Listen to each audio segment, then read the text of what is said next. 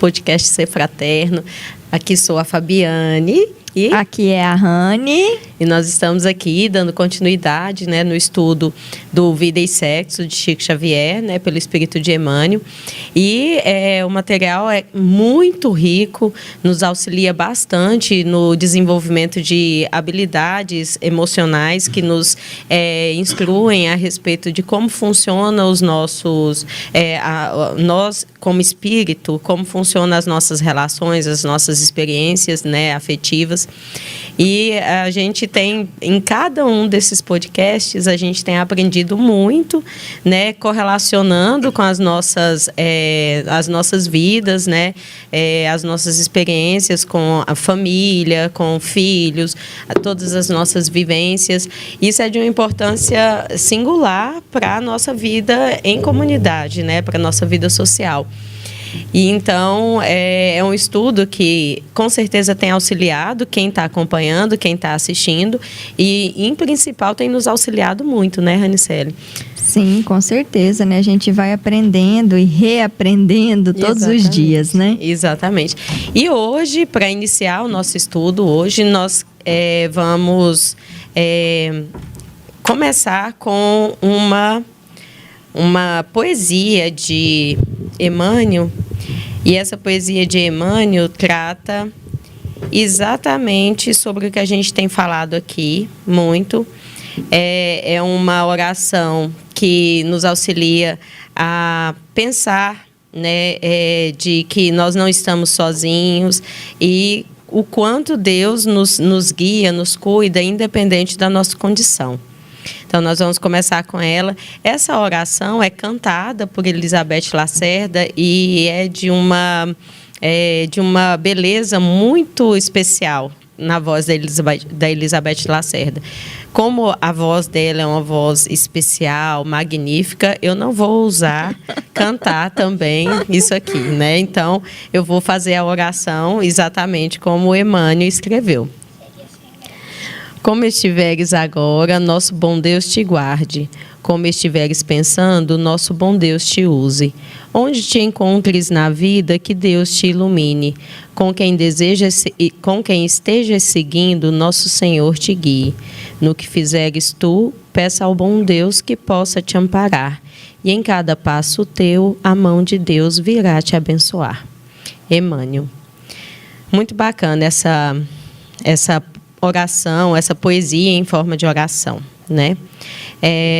E traz para a gente essa segurança de que nós sempre estaremos assistidos, independente da nossa condição, independente de onde estivermos, de como estivermos, e a sensação da ausência de algum amparo, seja ele espiritual ou seja ele físico, né, de irmãos que são os nossos anjos, né, encarnados, essa sensação da ausência desse amparo é uma sensação que muito mais está relacionada com nossas condições emocionais do que realmente a ausência real.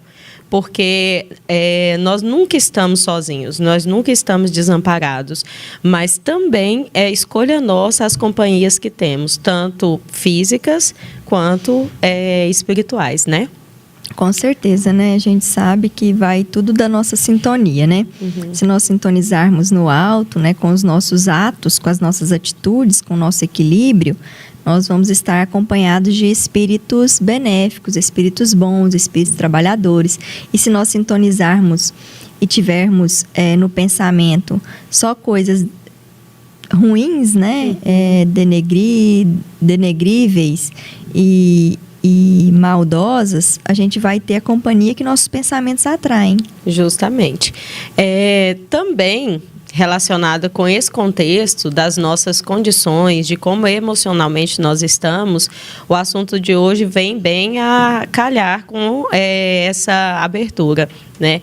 Alterações afetivas. Alterações afetivas está relacionado com no caminhar das experiências, né? Das experiências e vivências tanto domésticas.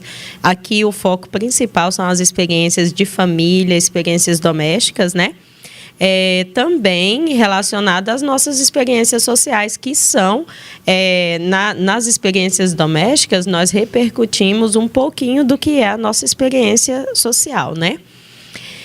E aí, aqui no Livro dos Espíritos, na questão 208, consta a seguinte pergunta: nenhuma influência exercem os espíritos dos pais sobre o filho depois do nascimento deste?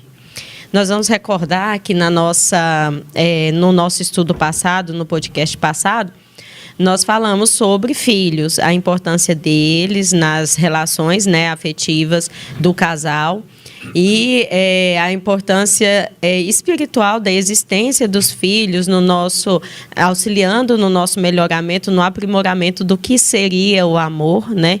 Que Sim. É uma condição que nós ainda estamos por aprender. Nós não temos qualquer consciência da dimensão do que é realmente o amor puro, o amor que é expresso em toda a sua essência, né? E isso a gente não tem condição sequer de expressar, de manifestar com aqueles que são os nossos parceiros e nem com os nossos filhos. Mas os filhos estão na nossa condição de existência, nos auxiliando a aprimorar essa capacidade de amar. Tanto que aqui, na nossa condição de seres ainda bastante imperfeitos, muito mais próximos da nossa condição primitiva do que da perfeição, nós consideramos o amor pelos filhos algo mais sublime que nós podemos expressar de amor, né?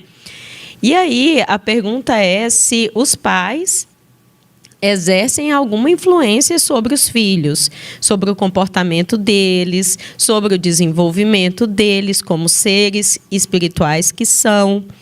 E aí a resposta aqui pergunta: nenhuma influência exercem os espíritos dos pais sobre os filhos depois do nascimento? Aí a resposta é a seguinte: ao contrário, bem grande influência exercem. Conforme já dissemos, os espíritos têm que contribuir para o progresso uns dos outros. Pois bem, os espíritos dos pais têm por missão desenvolver os de seus filhos pela educação. Constitui-lhes isso uma tarefa. Tornar-se-ão culpados se vierem a falir no seu desempenho. Eu me recordo bem de ter falado no nosso estudo anterior sobre filhos, de várias psicografias feitas por Chico em várias obras diferentes. Então, eu não vou aqui me recordar cada uma para citar, mas eu me recordo bem de um estudo que a gente estava fazendo no Evangelho no Lar, do livro O Espírito da Verdade, e tinha mais de uma psicografia feita nesse livro que tratava da atribulação do espírito de uma mãe e um pai, né? No caso, uma psicografia da mãe, no outro caso, a psicografia de um pai, de o quanto eles prejudicaram o desenvolvimento desses filhos enquanto estavam encarnados. E da condição deles no plano espiritual de sofrimento pela culpa de não ter cumprido com essa tarefa a contento, ajudando esses seres a se desenvolverem melhor, a se melhorarem moralmente, né? Em outros estudos anteriores que a gente estava fazendo, quando se fala de família, é o lugar de aprendizado, é o lugar de desenvolvimento, é o lugar de educação. E aqui é bem claro que a tarefa, a missão dos pais é educar esses filhos. E eu estou frisando isso com bastante ênfase, porque, sendo educadora e com propriedade de fala, né, nesse sentido, nós hoje, trabalhadores da educação, profissionais da educação, principalmente na fase de ensino da infância e na parte de ensino fundamental, a gente tem percebido o quanto está sendo difícil para esses pais o cumprimento dessa tarefa. Então, nós recebemos crianças com espíritos que a gente percebe muito agitados, espíritos muito questionadores, espíritos muito revoltosos, que têm uma dificuldade imensa em entender limites, uma dificuldade imensa em saber respeitar regras, respeitar a condição em que se encontram. Então, espíritos muito apegados materialmente, por influência dos pais. Eu já escutei uma criança que hoje faz parte da nossa turminha lá, dizendo assim que a tia Fabiane não vai ganhar presente. E a tia Fabiane não vai ganhar presente porque a tia Fabiane chamou a minha atenção. Então, a criança estava chateada comigo, porque eu chamei a atenção dele com razão, porque ele estava extrapolando os limites das regras que nós estabelecemos coletivamente. E ela queria te impor um castigo. E ela queria me impor um castigo, e esse castigo que a criança queria me impor era um presente que eu não ia ganhar. Ou seja, a relação com a família é exatamente essa. Se você for bonzinho, e às vezes, mesmo que não seja bonzinho, tem a recompensa do presente. E esse tipo de convivência familiar em que os pais se tornam reféns dos filhos através de certos tipos de condições e facilmente filhos manipulam essas condições, é muito complicado, porque aqui, em todas as obras espíritas que a gente estuda, a gente vê o quanto isso acarreta débitos para esses pais, o quanto isso acarreta dificuldades para que se imprimem no nosso inconsciente como culpas que, uma vez que esses pais desencarnam e lá fica claro para eles qual foi a sua contribuição na vida desses seres, eles amargam durante muito tempo essa culpa, né? E a gente já ouviu bastante, né, a questão do Rossandro Klinger, que é o psicólogo que tem vários programas no YouTube, né, no Instagram, canais, né? E que ele discute bastante isso, essa parte, né, de que os filhos estão realmente manipulando os pais, né? E os pais se deixando serem manipulados, né? Sim. E aí a questão é assim, é porque é o mais fácil. Exatamente. Né? Eles não querem educar porque é difícil. Falar não é difícil. Sofrido. É difícil, é sofrido. Eu não tenho tempo porque eu trabalho o dia todo, né? E aí vem todas aquelas desculpas, né? Que existem, né?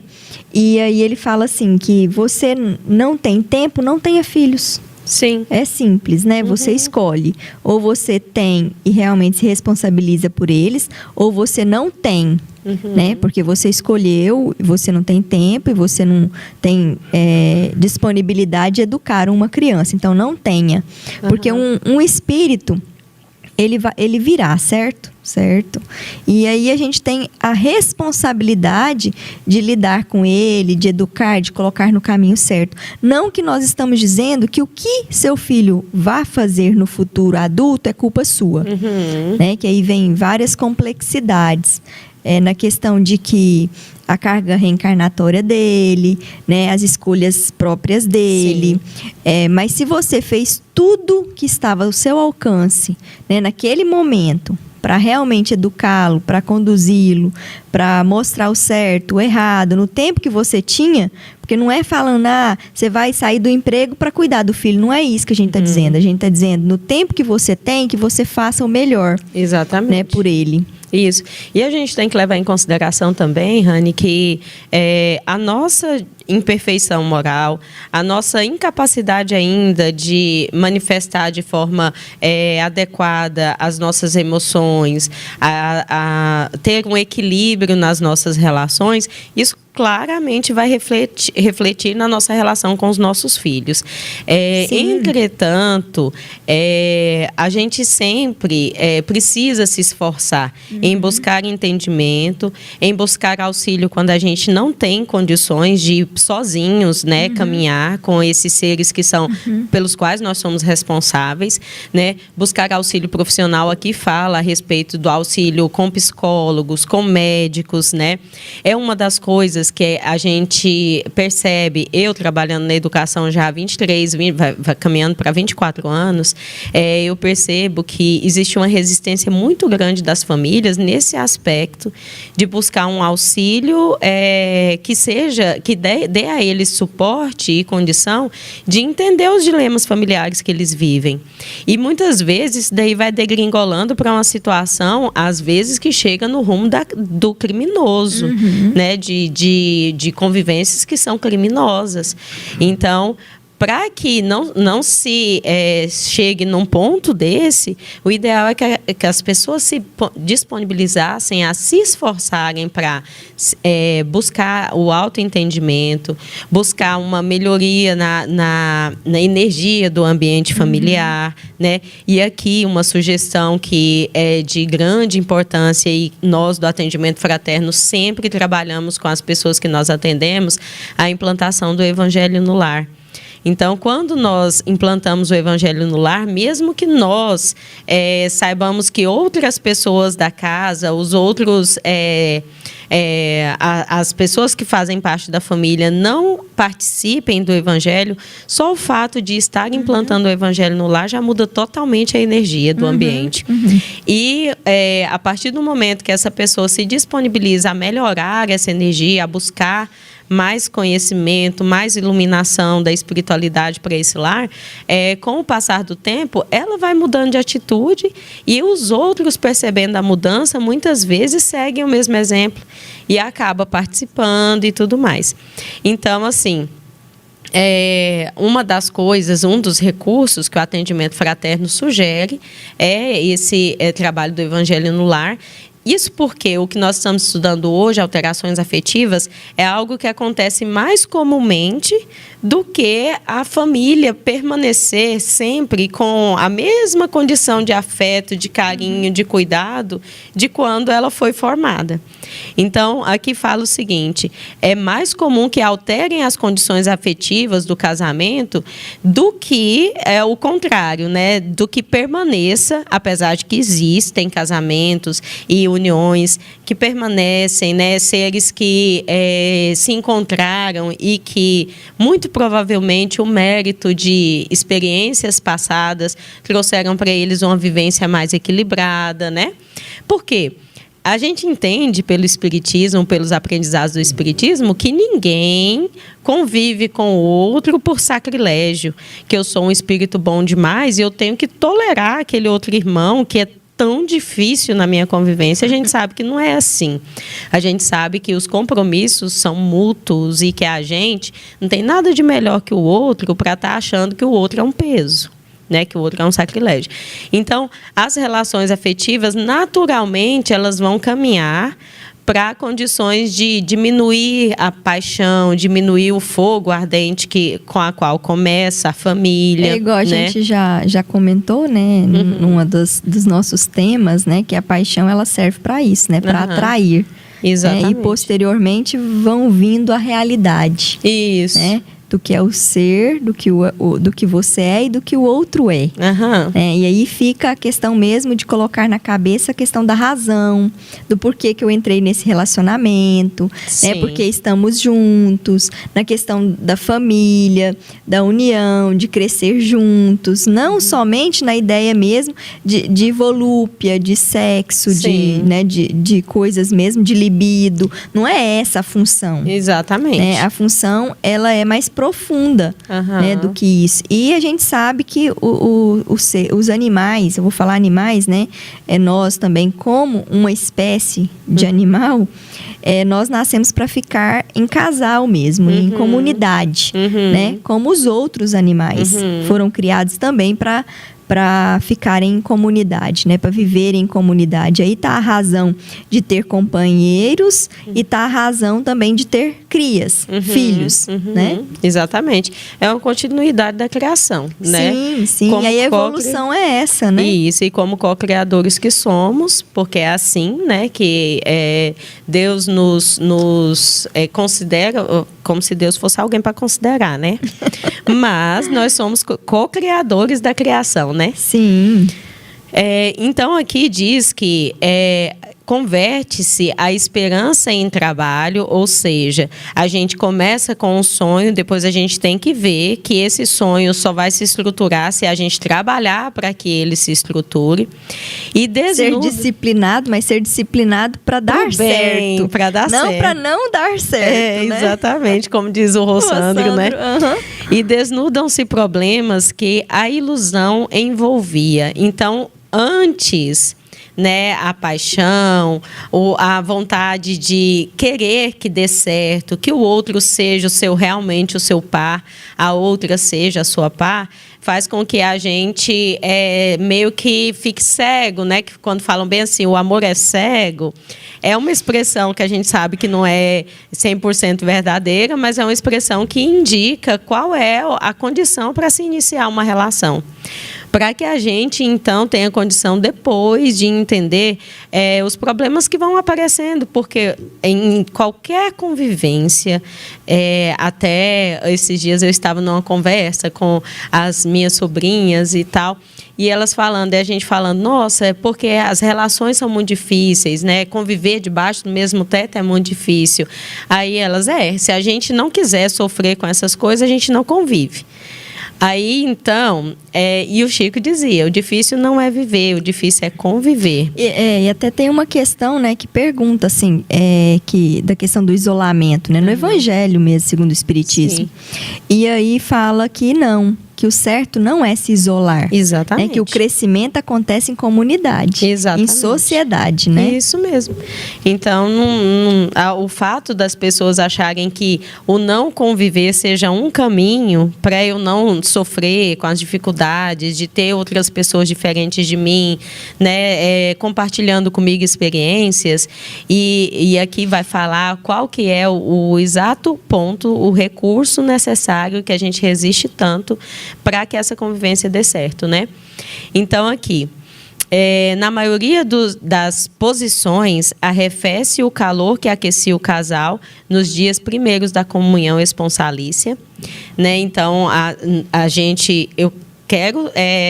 eu queria conhecer qual é aquele casal que, desde que se conheceram até o fim da sua convivência, durante muitos anos, casais que são muito antigos, que digam que a relação foi, desde o começo até o fim, o mesmo sentimento, o mesmo equilíbrio, sem problemas. Já pensou isso daqui? Que céu é esse? Onde eles estão? Onde está esse povo? Eu acho que não existe. Com certeza que não. Eu acho que até muitos especialistas em relacionamento diz que o amor não é assim, é uma constante, né? Ela é uma decisão. Você decide amar. Sim. Você decide amar e você prossegue amando. Sim. Né? Porque se a gente for pensar nos problemas, eu gosto de você só se você for agradável comigo. Sim. Ou eu gosto de você enquanto você está prestando para alguma coisa para mim. Né? O dia que realmente você me der trabalho, o dia que realmente eu não vejo nada em você, eu descarto. Né? Então, assim, isso é questão da utilidade, né?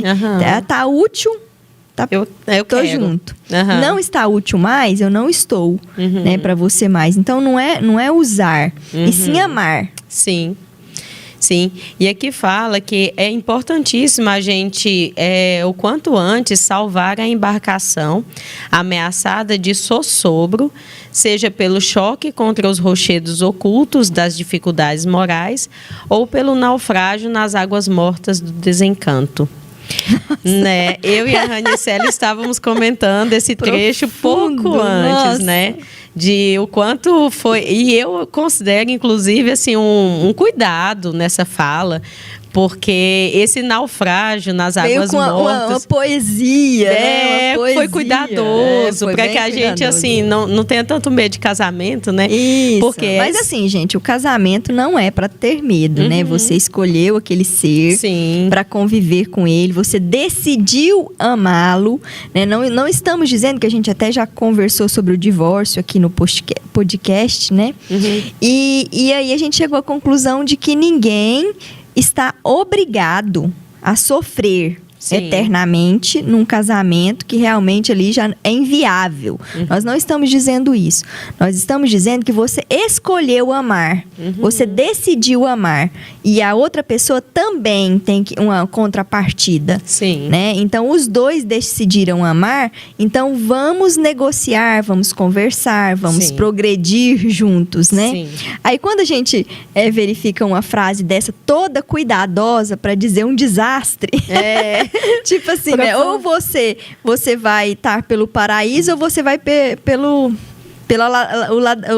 a ladeira abaixo, né? É mais ou menos nesse sentido. Exatamente. E aqui falo da importância de salvar essa embarcação mesmo. Sim. Porque as dificuldades morais que todos nós temos, os nossos parceiros, os nossos filhos, são como se fossem rochedos onde essa embarcação vai chocar. E assim também com relação aos desencantos, porque os desencantos fazem com que a gente naufrague nessas águas mortas. Quantas vezes a gente, pelo fato de ter passado esse encantamento inicial, né, com os nossos parceiros e tudo, que começam a aparecer as dificuldades da convivência, que começam a aparecer as dificuldades materiais, né, porque toda relação vai existir esse descontrole, esse desequilíbrio, né? As diferenças de criação, diferenças de cultura que cada um traz. Quando passa tudo isso, é muito comum a gente ver casais que se perderam nesse mar das experiências, dizerem que se sentem como se estivessem mortos na relação. Porque o desencanto é como se morresse, o mais importante da relação. Né? Na educação de crianças, por exemplo, o que importa no desenvolvimento é o encantamento, é toda a cor, o encantamento da imaginação da criança. E a gente vai infantilmente para as nossas relações com esse encantamento. Sim. De tudo lindo, tudo colorido, é tudo um amor e tudo mais. As nossas manifestações de carinho são muito mais espontâneas, né? E então, aí a gente está lidando com o lúdico, né? É com a questão do eu criança. Isso. Né? E aí é que tá. A princesa e o príncipe, né?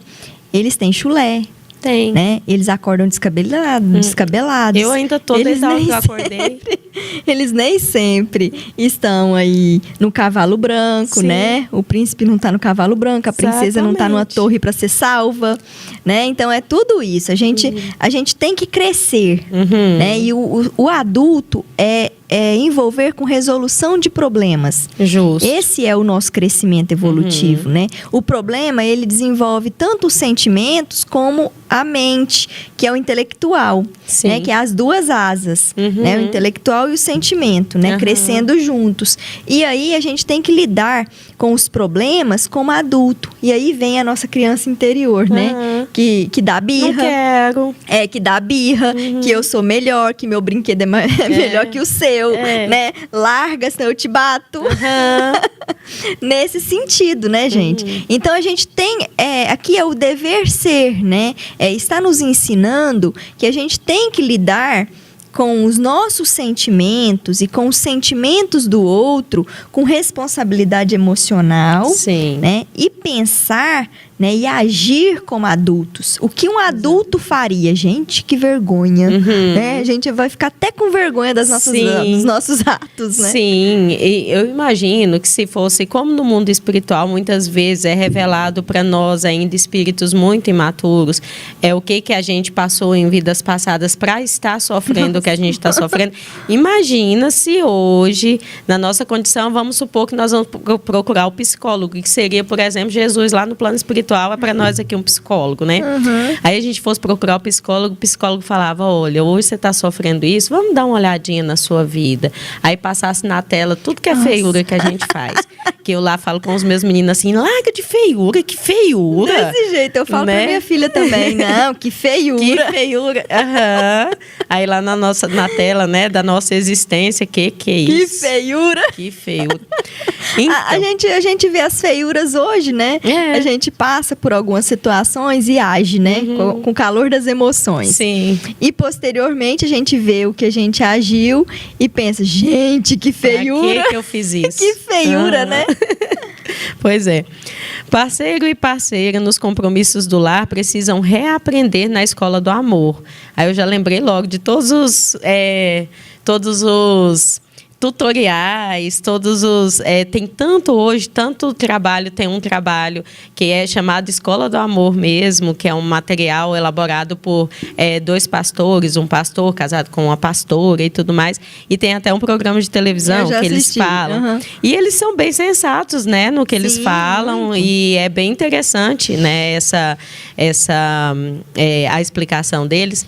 E aí fala que reconhecendo que acima da conjunção corpórea fácil de se concretizar, ou seja, a relação sexual, física, é muito fácil de acontecer.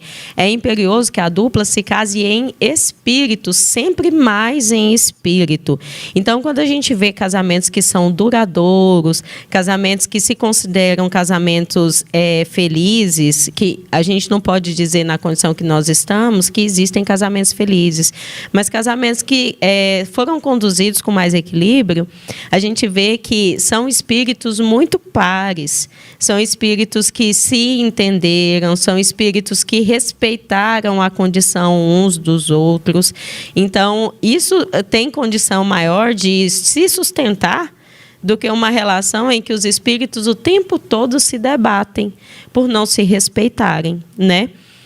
Não se inquiete o par à frente das modificações ocorridas, de vez que toda afinidade correta nas emoções do plano físico evolui fatalmente para a ligação ideal, a exprimir-se na ternura confiante da amizade sem lindes. Então, quando um casal reclama, por exemplo, de que já não existe mais aquele fogo da paixão, que não existe mais a frequência de relações sexuais que tinha quando se conheceram e tudo mais. Eu lembro muito de uma palestra do Rossandro também. Hoje a gente está super Rossandro, né? Fazendo propaganda bastante para ele, porque ele merece. Com certeza. Ele não precisa, merece. mas merece. Não precisa. Pois, o Rossandro falou em... Eu acho que é a gente que merece ele, né? Justamente. Assim, que ele é fantástico, e, né? como outros comunicadores espíritas que nos ensinam tanto, né?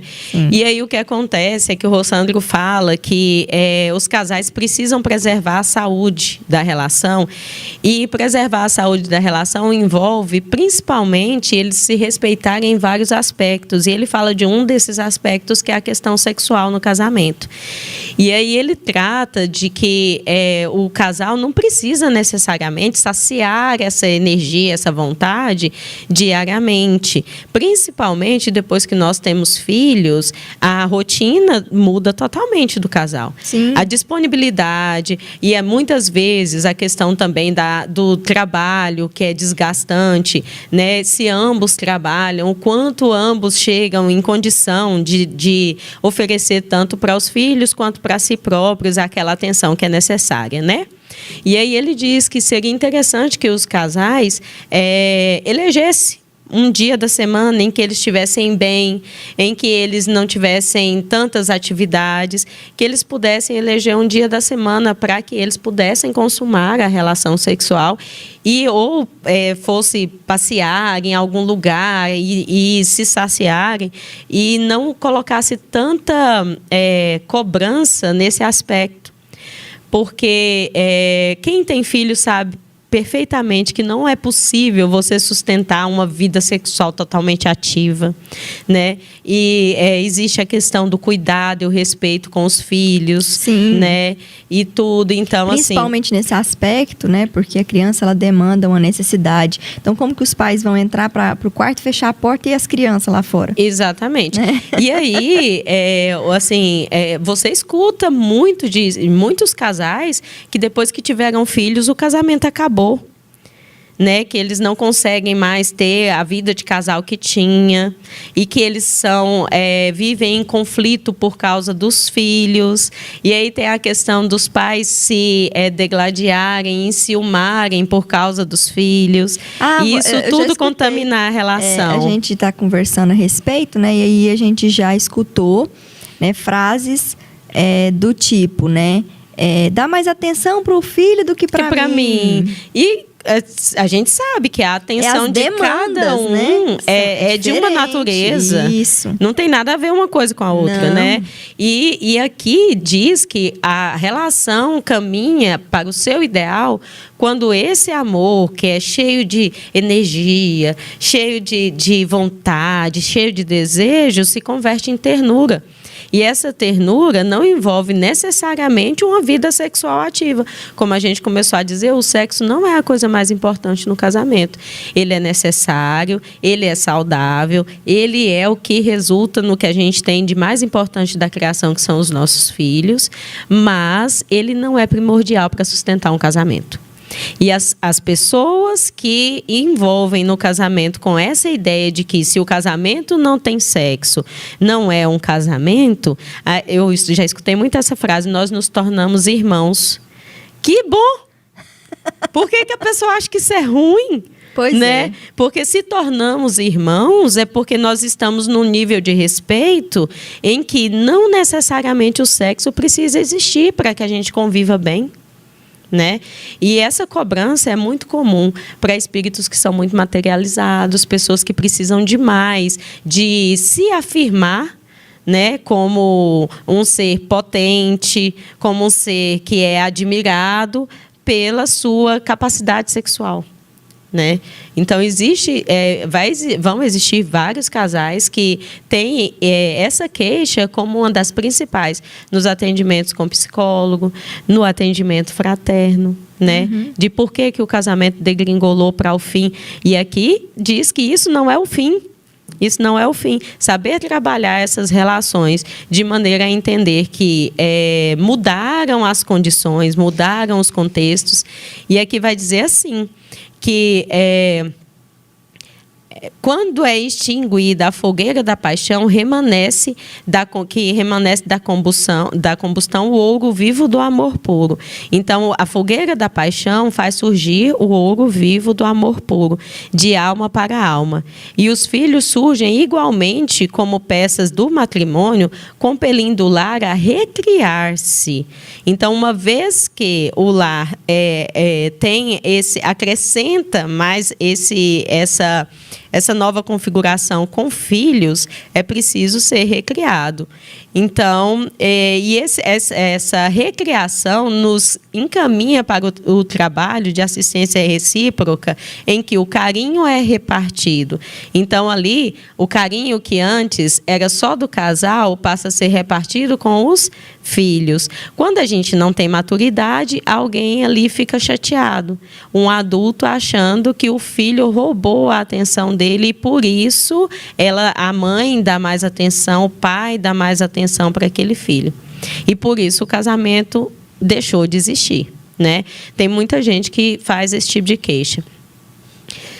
Então, quase sempre, espíritos vinculados ao casal, que são os casos, os filhos, né? Ora mais fortemente vinculado ao pai, ora mais especialmente vinculado à mãe, interessam-se na vida maior pela constituição da família. Então, é interesse deles unir aqueles que são o casal, aqueles que vão se encontrar, aqueles que vão constituir família. E eles cooperam em ação decisiva na aproximação dos futuros pais. Então, por mais que existam encontros que são encontros ocasionais, esses encontros, mesmo que ocasionais, são estimulados por aqueles que estão na condição de escolha lá antes da reencarnação para vir como filhos, né? Aportando em casa pelos processos da gravidez e do berço, reclamando naturalmente a cota de carinho e atenção que lhes é devida. Não é carinho e atenção que eles querem, é que lhes é devida. Então, esse carinho e essa atenção que é cobrada é hoje compreendida de forma muito diferente do que é realmente. Esse carinho e atenção que é cobrado na forma de recompensas materiais. Então, os pais entendem que a forma que eles podem dar atenção para os filhos é comprando coisas para esses filhos, levando os filhos para passeios interessantes, que hoje é muito comum isso, né? Então, eu estou dando atenção para ele porque eu dou tudo que ele precisa. E aí é onde a gente encontra lá no meu trabalho como educadora, espíritos que precisam muito de entender limites, precisam muito de entender regras, precisam muito de ser educados especificamente, que é tarefa da família, e a gente tem que trabalhar com toda essa diversidade lá dentro da sala de aula, né? Uhum. Em toda comunhão mais profunda, há que se contar com a sublimação espontânea do impulso sexual. Então, quando a gente fala que, mas nós viramos irmãos, você pode saber que você está evoluindo. Você não está atrasado, né? Que os impulsos sexuais, naturalmente, eles vão ser sublimados e vão estar aderindo aos nossos propósitos de vida, que vão passar a ser maiores do que essa energia física, essa energia que está muito mais relacionada com a nossa materialidade do que... Tanto é que... Existem estudos que explicam que, uma vez que nós estamos mais evoluídos em outros planos, em outros mundos, os espíritos não precisam da conjunção física, já que seu corpo físico, né, está bem mais desmaterializado, não precisa dessa conjunção física para acontecer a criação. Né? Então, a conjunção física é algo que é necessário por causa da nossa materialidade, né? Por causa do nosso corpo físico, que ainda é muito denso, é muito material, e isso é necessário. Então, uma vez que nós aprimoramos as nossas relações, os nossos entendimentos da emoção, nós melhoramos bastante nesse aspecto de que o sexo não é algo mais importante nas relações com os seres, né? Na convivência de família, né? E isso é muito importante a gente entender, né? Eu acho que isso auxilia bastante para que os casais comecem a viver outras formas de emoção, de amor, dentro do ambiente familiar, que os tornam realmente pessoas que são irmãs. Nós caminhamos para o amor fraternal. O amor fraternal é o que vai estruturar a humanidade na forma de nos unirmos de verdade, né? É esse amor fraternal para o qual a gente caminha. E uma vez que a gente caminha para isso, a gente se liberta de maneira verdadeira e caminha para a felicidade, como diz aqui, né? Aqui fala que nós viemos de muitas reencarnações recalcitrantes, ou seja, afixados na sustentação do amor egoístico. Então, durante várias reencarnações, e ainda nessa encarnação em que nós estamos, nós ainda somos muito egoístas para amar. Desvairados em exigências de toda espécie. Como você falou, eu só te amo se você for assim ou assado, daquele jeito ou desse que eu gosto. Se não for assim, você não serve para mim, eu não posso te amar, né? Então, nossa forma de amar é egoísta, cheia de condições. É bem infantil mesmo a nossa forma de amar. Eu vejo com relação às nossas crianças. Tia, eu não gosto de você, na hora que ele está sendo corrigido. Então, quando não está sendo corrigido, tia, você é tão linda, né? Então, é exatamente a nossa relação, mesmo estando com adultos, né? O nosso espírito ainda é muito infantil. E, a pouco e pouco, acabamos por entender que é apenas o amor que sabiamente se divide. Então, só o amor que nós dividimos, compartilhamos uns com os outros, em bênçãos de paz e alegria para com os outros, é capaz de multiplicar a verdadeira felicidade. Então, hoje, se nós nos consideramos infelizes, a nossa parcela de contribuição é grande, né, na nossa convivência.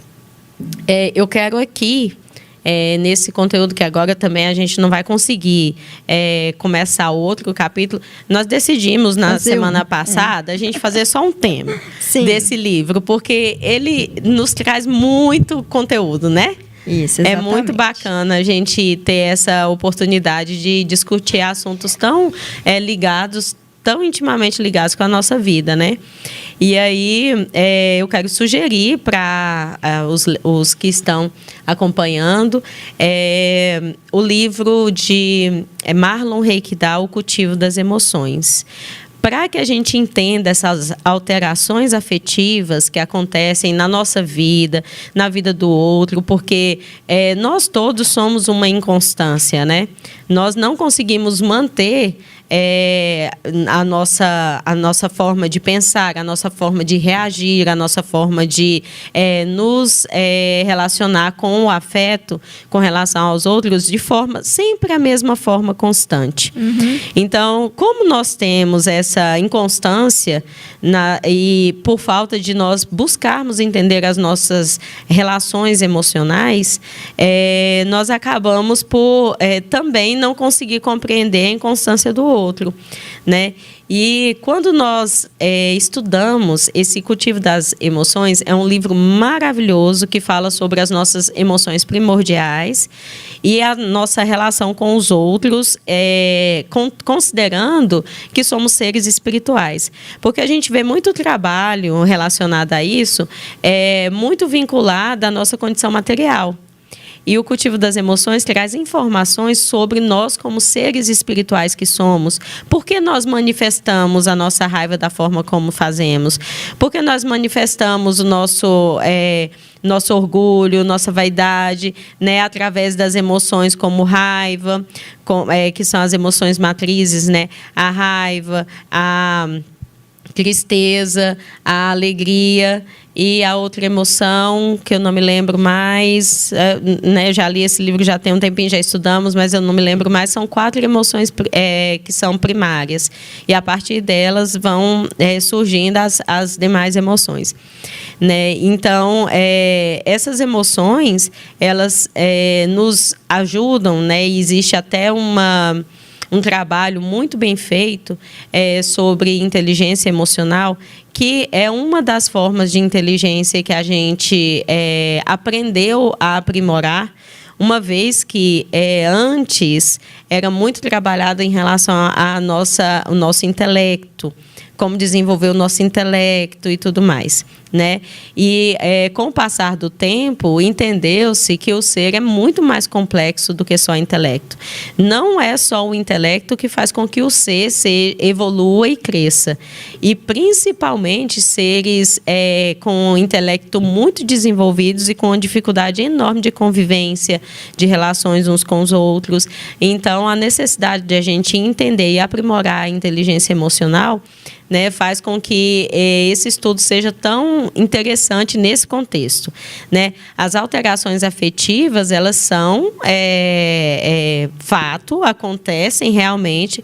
Nós não nos mantemos as mesmas pessoas de quando nós conhecemos um outro e até, né, a longa caminhada da nossa relação com os nossos irmãos, né? Seja filhos, sejam parceiros. E aí, como nós não conseguimos manter uma constância nessa relação afetiva com eles, seria importante se cada pessoa buscasse o entendimento de quem nós somos, de onde viemos, para onde que vamos, por que estamos passando por isso com essas pessoas. Então, o entendimento da reencarnação e buscar sobre esse entendimento é de primordial importância. Não quer dizer que as pessoas que não sabem sobre reencarnação, que não têm essa crença, são pessoas que vão viver infelizes. Mas as pessoas que vivem infelizes e têm esse entendimento, elas conseguem passar com melhor compreensão do que as pessoas que não têm. né? Com certeza. Então, entender sobre reencarnação, buscar informações, estudos que auxiliem você a se compreender e compreender por que a sua relação com os outros e se desenvolve daquela maneira, é algo que ajuda demais a gente. O conhece-te a ti mesmo, Conhece-te a ti mesmo, exatamente. E esse trabalho do Marlon Reikidal no Cultivo das Emoções é maravilhoso, né? Ler o livro e acompanhar os estudos dele nas redes sociais é super bacana. E a gente fez esse trabalho no atendimento fraterno, foi de primordial importância para nós, né? Então é isso, né? O trabalho de hoje para mim foi maravilhoso porque traz para nós, né, um conteúdo maior para as nossas experiências. Eu acredito que quem esteja assistindo também deva sentir o mesmo, né, que a gente sente aqui. A gente sente também uma assistência espiritual muito iluminada e muito cuidadosa com esse trabalho, né, tanto do podcast do Ser Fraterno como o trabalho do atendimento fraterno. A gente entende que eles trazem para nós uma abertura maior de compreensão do que está sendo tratado nesse material. É um material extremamente didático, super claro, mas a gente sabe que nós temos imperfeições que nos dificultam a compreensão das coisas. E essa espiritualidade amiga que envolve esse trabalho, que ajuda a gente a expandir, né, as ideias, a compreender melhor. E aí dá aquele clique assim, eu sou assim, o autoentendimento, eu sou assim. Então o outro talvez possa refletir também as suas experiências da forma como eu estou enxergando a vida, né? E como a gente sempre fala, tudo aqui é feito e é pensado e é tratado da forma como o Espiritismo ensina. Por mais que a gente traga muito das nossas experiências de vida, né, essas experiências de vida são exemplos, elas não são formas de a gente determinar regras. Não são regras de vivências, né? Então, a gente precisa entender que as experiências particulares, elas são para nós como exemplos, né? E a forma de vivência, cada um vai manifestar de acordo com as suas capacidades de entendimento, de acordo com as suas condições, né, de encarnatórias, né? As condições das experiências, porque nós somos seres muito complexos e cada um tem a sua condição de vivência aqui, né? Se fôssemos fazer um atendimento com psicólogo, e isso a gente pode, né, em qualquer momento, fazer o convite para uma psicóloga, amiga nossa vir, né, um psicólogo vir conversar conosco aqui, a gente vai ver que cada pessoa, mesmo que os problemas sejam da mesma natureza, cada pessoa vai manifestar a sua forma de reagir. Exatamente, né? Exatamente, porque somos seres únicos, né? Exatamente. Com experiências únicas. Indivíduos únicos. Nós vamos encerrar, como eu gosto sempre de encerrar, né? Nem sempre a gente faz essa prece, mas é a prece que eu considero como mantra do atendimento fraterno, que é a oração de São Francisco. Senhor, fazei-nos instrumentos de nossa paz. Onde houver ódio, que eu leve o amor. Onde houver ofensas, que eu leve o perdão. Onde houver discórdia, que eu leve a união. Onde houver dúvidas, que eu leve a fé. Onde houver erro, que eu leve a verdade. Onde houver desespero, que eu leve a esperança. Onde houver tristeza, que eu leve a alegria. Onde houver trevas, que eu leve a luz. Ó Mestre, fazei com que eu procure mais consolar que ser consolado, compreender que ser compreendido, amar que ser amado. Pois é dando que se recebe, é perdoando que se é perdoado, e é morrendo que se vive para a vida eterna, que assim seja. Que assim seja.